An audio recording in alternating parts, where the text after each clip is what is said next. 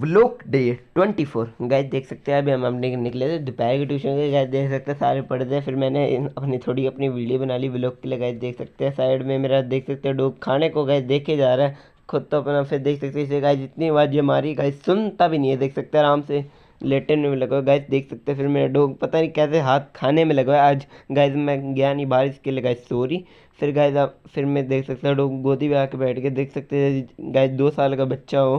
फिर गाइस मैं अपने ट्यूशन से अपने दोस्तों के पास गया। देख सकते हो दोस्तों अपने काड़ू भाई के पास गया। देख सकते हैं फिर गाइस हम थोड़ी देर रीले देखी। देख सकते हैं ऐसे टाइम पास किया। फिर गाइस इनको इनके घर छोड़ना है। इसी के साथ आज को ब्लॉग एंड कर। Thank you for watching guys. Bye bye.